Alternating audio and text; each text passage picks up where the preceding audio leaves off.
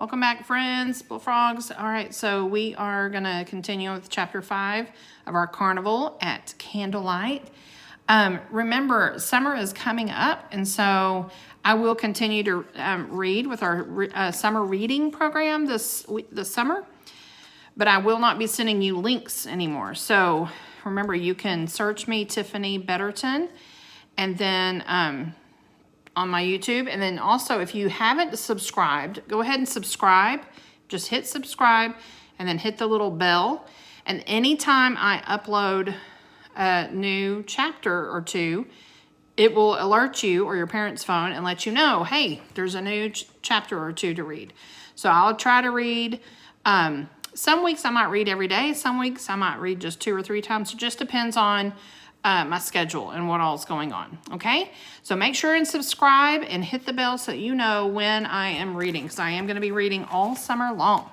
And we're going to continue on just going in order and see how many books. Maybe we'll get into the 40s and read some of the 40s. So, okay, chapter 5 is called Lorenzo. Jack and Annie ran through the square, dodging dancers, fortune tellers, and acrobats. They didn't stop until they were hidden in the middle of a crowd watching a puppet show. As Jack tried to catch his breath, he looked around at all the pirate and animal and clown costumes. He was glad now that he and Annie were dressed in silly outfits too. When they looked at each other, they laughed nervously. "Maybe we shouldn't have skipped ahead," said Jack. "Yeah, you're right," said Annie. "We should have been more patient. Let's go back to the part about the painter Tippolo." Jack nodded. "I think we should go to his house," he said. "Maybe he's there after all. Maybe that clown had the wrong information." "I hope so," said Annie. "The clown Tippolo lives near the church of San Felice," said Jack. He pulled out their map and studied it. "Okay, so we're here in St. Mark's Square, and we have to get there." He traced the route with his finger. "Got it. Let's go. Stay in the shadows in case those guards come looking for us." Jack stuffed the book into his backpack. Annie grabbed his hand, and together they squeezed through the carnival crowd until they came to an alley off the square. Here's a picture of the crowd. Somebody's juggling. Got Jack and Annie over here. Lots of people out partying, having a good time. The wind was blowing harder as Jack and Annie headed down one shadowy alley, then another. They walked between rows of tightly packed shops, crafts, and houses. As they walked farther from St. Mark's Square, the streets became less crowded. After a while, they came to a small footbridge that crossed the canal. As they hurried over the bridge, Jack noticed water washing onto the sidewalks. "What's going on with the water?" he said. "Let's ask her," said Annie. She pointed to a young woman locking up a cafe. The woman wore a blue mask and a lacy purple dress. Water was swirling around her high black shoes. "Excuse me," said Annie. "Do you know why there's so much water in the streets?" "Oh, there has been much rain in the mountains," said the young woman. "It all washes down to the lagoon. It makes the water very high." "Is that dangerous?" asked Jack. The woman smiled. "Oh, no," she said. "We often have high water here in Venice. You shouldn't worry. You should go watch the fireworks on the waterfront near St. Mark's. Everyone is going there." "Thanks," said Annie. The woman waved and went on her way. "I guess we can stop worrying about the water," Annie said to Jack. "Yeah," said Jack, but he couldn't help worrying as he saw a clump of seaweed wash past them down the alley. As Jack and Annie walked toward the church of San Felice, a bell started to chime. Jack counted the bongs. 11. Another bell started to toll. Jack counted 10 bongs. "Well, what time do you think it is really?" he asked. "I don't understand." "Patience, remember?" said Annie. "One thing at a time. We just have to find Tippolo's house now." Soon they came to the small church of San Felice. The square next to the church was empty except for an old man walking a small, fat dog. "Good evening, little clowns," the man said with a friendly smile. "Why aren't you at the waterfront by St. Mark's Square?" I'd be there myself, except my Rosa is afraid of fireworks. He smiled at his chubby dog. Actually, we're trying to find the house of a painter named Tippolo, said Jack. Oh, he is my neighbor, said the old man. He lives there. He pointed to a dark house off the square. But you won't find him home. I know, we heard he's away, said Jack. We were just wondering if he's coming back soon. I fear not, said the man. Tippolo told everyone that he would be gone for many months. But you should get along to the fireworks on the waterfront now. Everyone in Venice will be there to see them. They are quite magnificent on the last night of Carnival. Thanks, said Jack. The old man waved. As he and Rosa walked slowly across the square, the church bell began to sound. It bonged 11 times. Excuse me, sir, Jack called. All the clocks in Venice tell different times. Which one is right? None, the old man called. That is one of the wonderful things about our city. Venice is timeless. The man laughed, and he and Rosa went inside a small yellow house. Jack sat down on a bench in the square. He put his head in his hands. Annie sat next to him. I guess we do have to skip Tippolo, she said. What's the next thing Merlin tells us to do? Jack sighed. He pulled out the magician's letter and read the next 2 lines. At midnight, 2 men will tell you the time. To the top of their tower, hurry and climb. Oh, great, said Jack. How will we know if it's really midnight? The man just said none of the clocks are right because Venice is timeless. According to Merlin, 2 men will tell us the right time, said Annie. 2 men who own some kind of tower we have to climb. Right, said Jack, but that makes no sense either. Who are they? How are we supposed to find them? We'll have to skip that part too. We're skipping our whole mission, whatever it is. A terrible disaster is about to happen to some grand lady of the lagoon, and we have no idea who she is. We don't know what the disaster is. We don't know where to find the ruler of the seas or how to find a painter named Tippolo or even how to tell the right time. We're completely failing Merlin's test. Calm down. We just have to be patient, said Annie. Everything will make sense soon. How soon, said Jack. He felt cold and wet and miserable. Very soon, said Annie. In fact, I think I see a light now inside Tippolo's house. She stood up. I definitely see a light. Annie ran over to the small house off the square. She peeped through a window. Jack, she called in a loud whisper, come here. Jack walked over to her. Someone's painting in there, said Annie. Through the window, Jack saw a candle burning in a corner of the room. He saw canvases and pots of paint. He saw a boy standing at an easel. The boy was painting a picture on a large canvas. He's just a kid, said Jack with disappointment. He can't be Tippolo. So here's what they see.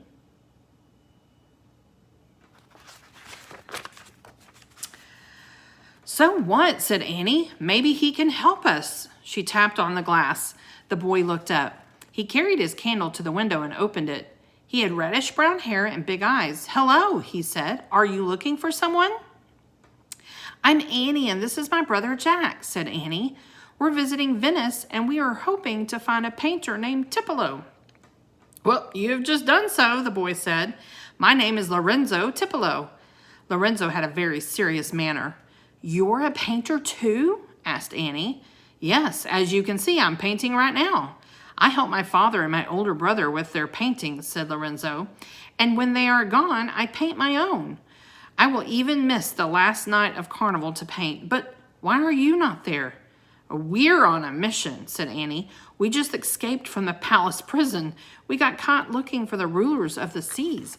The rulers of the seas, said Lorenzo. Why were you looking in the palace? The ruler of the seas is right here. What? Said Jack. The ruler of the seas is here? Lorenzo smiled. Then he walked to a large covered canvas propped against the wall. He pulled off the cloth cover. He held up his candle to show a painting of a beautiful woman resting her hand on the head of a golden lion. A man was giving coins to the woman. The man had a bare chest, a rugged face, long dark hair, and a white beard. Behind him was a three-pronged fishing spear. My father has been working on this painting for some time, said Lorenzo. He pointed at the bearded man. "'Tis Neptune." "Neptune?" said Jack. "He's one of the gods in Roman mythology, right?" "Yes, the ruler of the seas," said Lorenzo. "Oh, we thought the ruler of the seas was the ruler of Venice," said Annie. "We thought he lived in the palace on St. Mark's Square." Lorenzo laughed. "Oh, no, the palace is just the home of our city's human ruler," he said. "The true ruler of all the seas is Neptune." "Where does Neptune live, Lorenzo?" Annie asked. "He lives beneath the water in a beautiful palace made of coral and sparkling jewels," said Lorenzo. "But only a few people can actually see Neptune." "Well, like who?" asked Annie. "Those with imaginations like my father, my brother, and myself," said Lorenzo. "We have heard the waves around Neptune roar like wild bulls. We have seen his fishing spear rising high above the surface of the sea, gleaming in the moonlight." "That sounds great," said Annie. "Yeah, great," Jack said politely. "You guys must really have good imaginations." "Thanks, Lorenzo." He turned to Annie. "I'm going to go look at the research book some more." Jack walked back to the bench and pulled out their book. He felt totally discouraged. Neptune wasn't a real person. They'd come to another dead end. Annie stayed by the window. "Lorenzo, one more question," she said. "Why is Neptune giving a gift to that lady?" And here's a picture of the painting.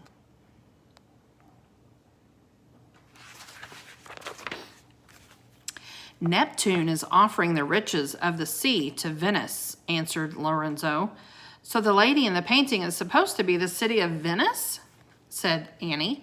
"Yes," said Lorenzo. "This is how my father thinks of Venice. She is the grand lady of the lagoon." Jack looked up from the book. He felt goosebumps on his skin.